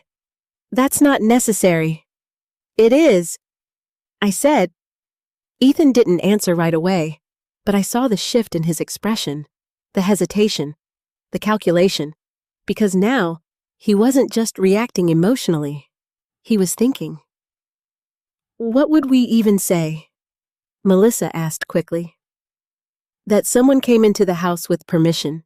Your permission? Ethan said. That's not the same thing, she replied. It is when you didn't tell me, he said. Another silence. Long. Heavy. Then Ethan looked at me. What do you want to do? He asked. The question caught me off guard. Not because I didn't have an answer, but because he was finally asking. Finally including me. Finally recognizing that this wasn't something to decide around me. I took a slow breath. I want the truth on record, I said. Melissa's eyes sharpened. You're overreacting, she said again.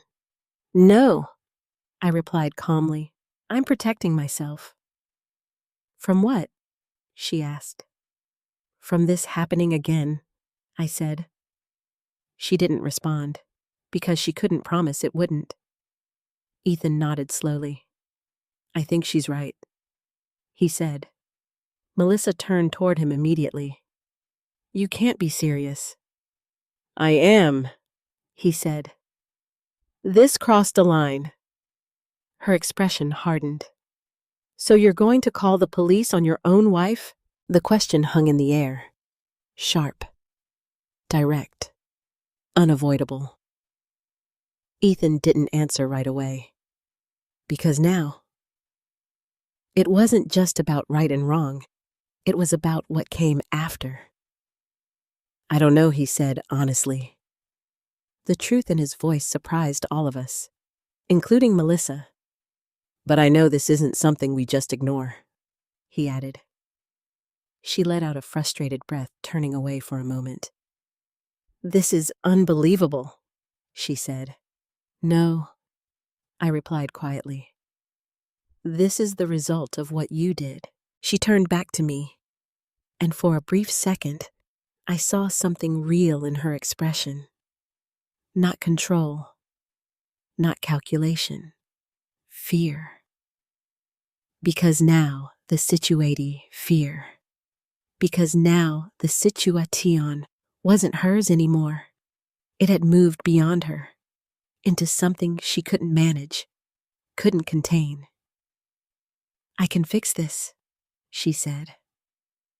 The words were softer now, less certain. How on wasn't hers anymore. It had moved beyond her, into something she couldn't manage, couldn't contain. I can fix this, she said. The words were softer now, less certain. How, Ethan asked. I'll handle him, she said.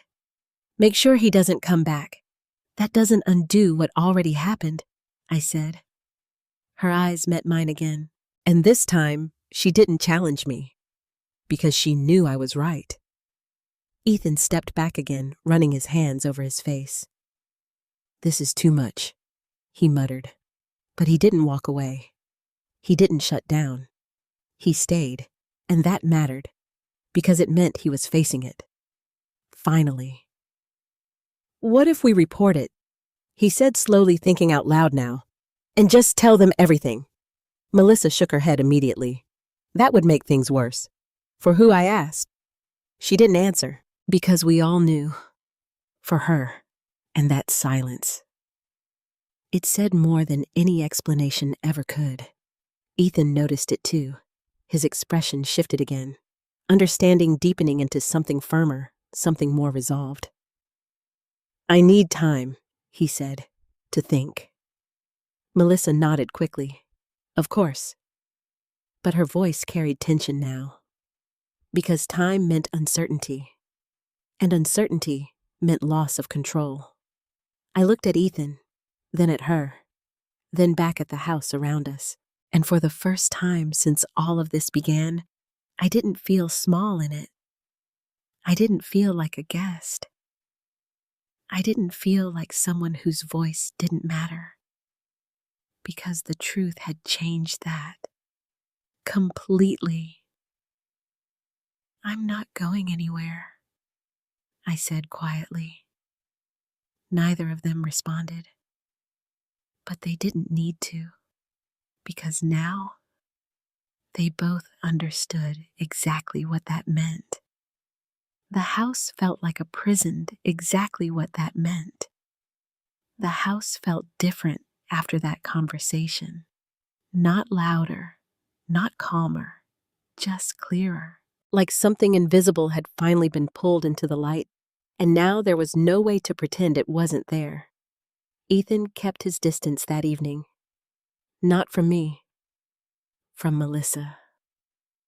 He moved through the house quietly, answering questions with short responses, avoiding eye contact in a way I had never seen before. Melissa noticed. Of course she did. She always noticed everything. But for the first time, she didn't know how to fix it. I sat in the living room, the same room where everything had unraveled, and watched the two of them move around each other like strangers. It wasn't loud. It wasn't explosive. But it was unmistakable. Something had broken, and neither of them knew how to put it back together. Later that night, Ethan knocked on my door. Gently. "Mom," he said. I opened it. He looked tired, older somehow. "I need to talk to you," he said. I stepped aside, letting him in. He sat at the edge of the bed, his hands clasped together, staring down at the floor for a long moment before speaking. "I should have listened to you," he said. The words were simple, but they carried weight. "I kept thinking." He paused, exhaling slowly. "I kept thinking it was easier to believe you were overreacting than to consider something was actually wrong." I didn't interrupt, because I understood that. It's easier to dismiss than to confront. "I'm sorry," he added. I nodded. "I know," I said, "but forgiveness isn't a switch. It doesn't flip on just because someone says the right words. It takes time. True saint takes time." "I didn't just doubt you. I know," I said, "but forgiveness isn't a switch. It doesn't flip on just because someone says the right words. It takes time. Trust takes time." "I didn't just doubt you," he continued. "I let someone else convince me that you couldn't trust your own instincts." "That's what happens," I said quietly. "When someone repeats something often enough, it starts to sound like truth." He looked up at me. "And you still knew you were right." I gave a small, tired smile. "I didn't always," I admitted. There were moments I questioned myself. His expression tightened. "That's what bothers me the most," he said. "That you bothers me the most," he said. "That you had to go through that in your own home." I didn't respond, because there wasn't anything to add. We both knew it. After a moment, he stood up. "I don't know what I'm going to do yet," he said. "About who had to go through that in your own home." I didn't respond, because there wasn't anything to add. We both knew it. After a moment, he stood up. "I don't know what I'm going to do yet," he said. "About everything." I nodded again.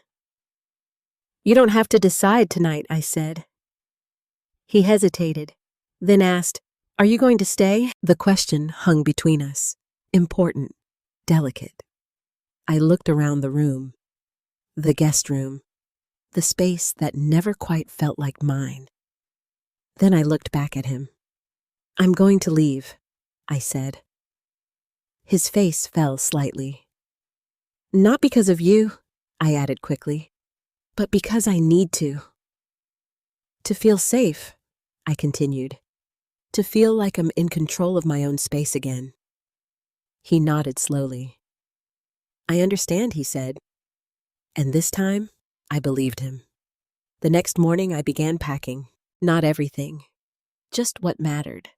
Clothes, documents, memories, the things no one else had a right to question. Melissa watched me from the hallway. She didn't stop me. She didn't argue. She didn't try to convince me to stay. Which, in its own way, said everything. Because control doesn't always come from forcing someone to stay. Sometimes it comes from believing they won't leave. And now, she knew she was wrong. "You're really going?" she said finally. I zipped up my suitcase before answering. "Yes." She stepped closer. "I never meant for it to go this far," she said. I looked at her, really looked at her. For the first time, without confusion, without doubt. Just clarity. "You didn't mean to get caught," I said. The truth landed quietly, but firmly. She didn't deny it, because she couldn't. "That's not fair," she said. "No," I replied. "What you did wasn't fair." A long silence followed. Then she said something I didn't expect. "I thought you were hiding something." I studied her for a moment. "You were looking for a reason not to trust me," I said. "That's not the same thing." Her eyes dropped briefly, because she knew it was. Ethan came downstairs just as I was finishing. He carried one of my bags without asking. We didn't say much as we walked to the car, because some moments don't need words. They just need honesty. He loaded the trunk, then turned to me. "Where are you going?" he asked. "I have a friend in Dayton," I said. "Just for now." He nodded. "I'll help you find a place," he said. Something permanent. I appreciated that, more than I expected. "Thank you," I said. Melissa stood in the doorway, watching, silent, and for the first time since I met her, she looked small. Not powerless, but smaller than the control she once held. I got into the car. Ethan closed the door gently, then stepped back. And as I drove away, I didn't feel like I was losing something. I felt like I was getting something back. Myself. The road stretched ahead quiet and open, and for the first time in weeks, I wasn't looking over my shoulder. I wasn't questioning what I heard. I wasn't wondering if I could trust my own instincts, because I already knew the answer. I could, and I always had. The first night in Dayton felt unfamiliar, not unsafe, not uncomfortable, just quiet. The kind of quiet that doesn't hide anything, the kind that doesn't make you question what you hear. I sat by the window in my friend Linda's guest room, looking out at a small, peaceful street where nothing moved except the occasional passing car.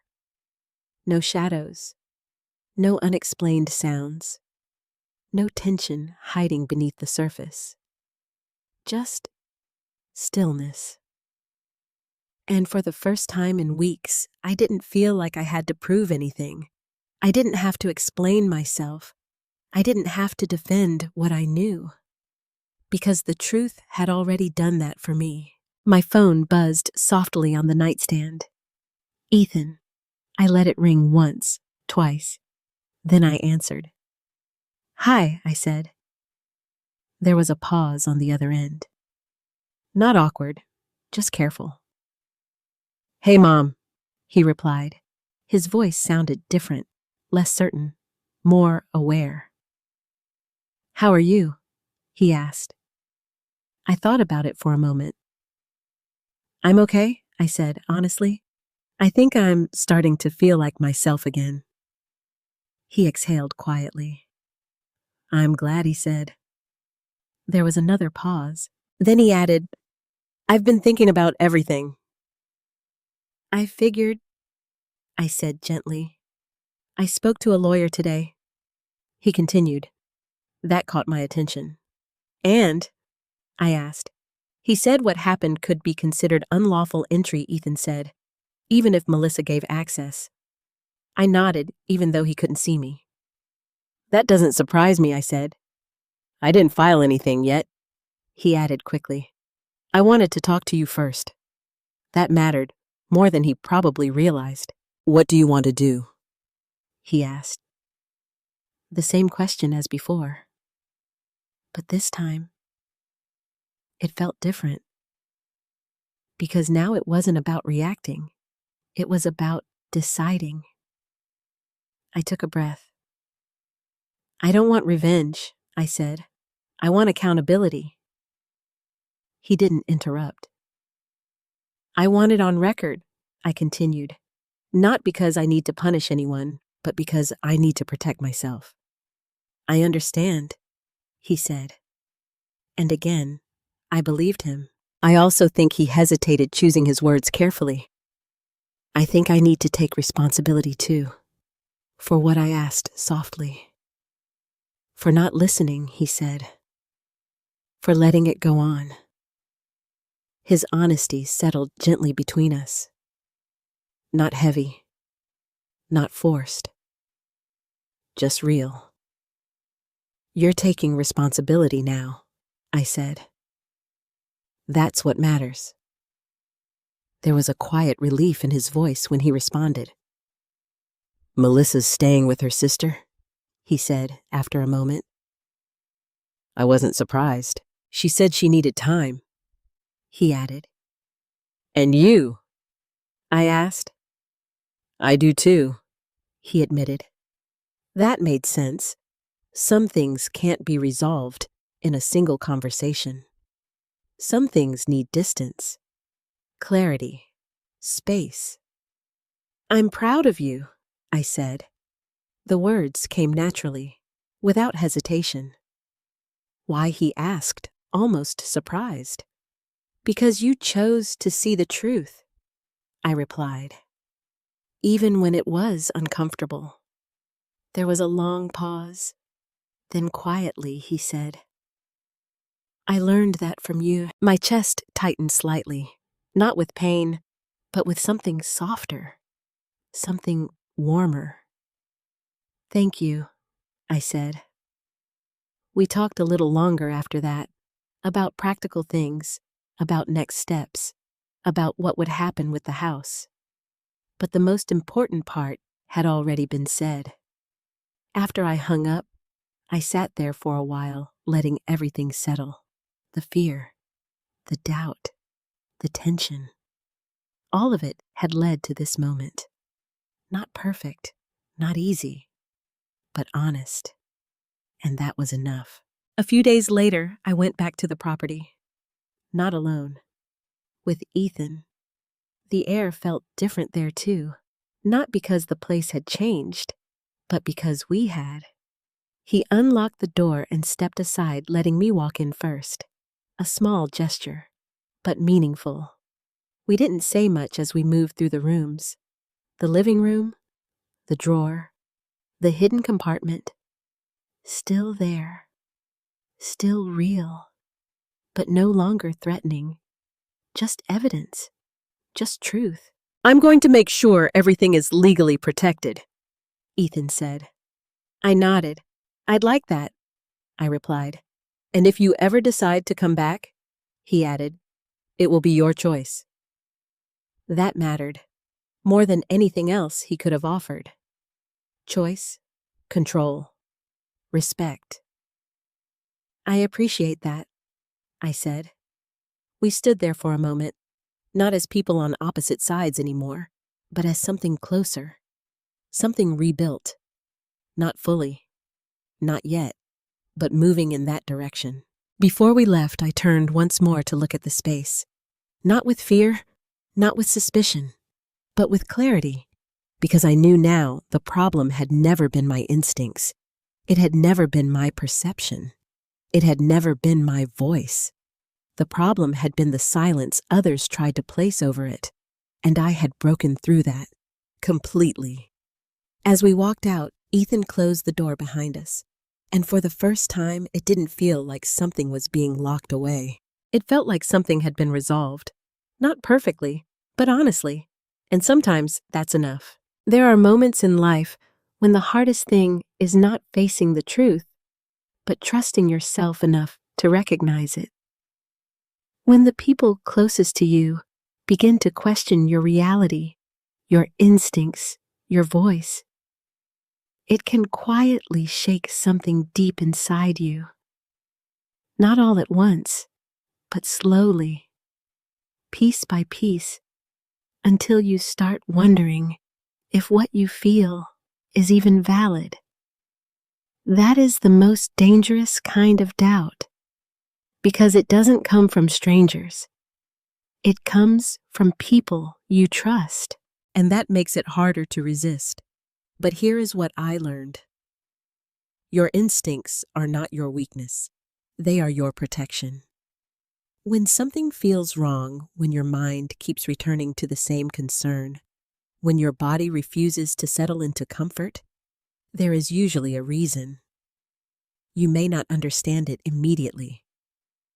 You may not have proof right away. But that doesn't make it any less real. And just because others dismiss it does not mean it isn't true. Trusting yourself is not always easy. It means standing alone sometimes. It means being misunderstood. It means holding on to your truth even when no one else is ready to see it. But in the end, it is what protects you. And sometimes it is what reveals everything. If you've ever been in a situation where you felt unheard, doubted, or dismissed, I want to ask you something. Did you ignore your instincts, or did you listen to them? Let me know in the comments. I truly want to hear your story. And if this story resonated with you, don't forget to like and subscribe so we can continue sharing these moments together. You're not alone in what you feel, and your voice matters more than you think.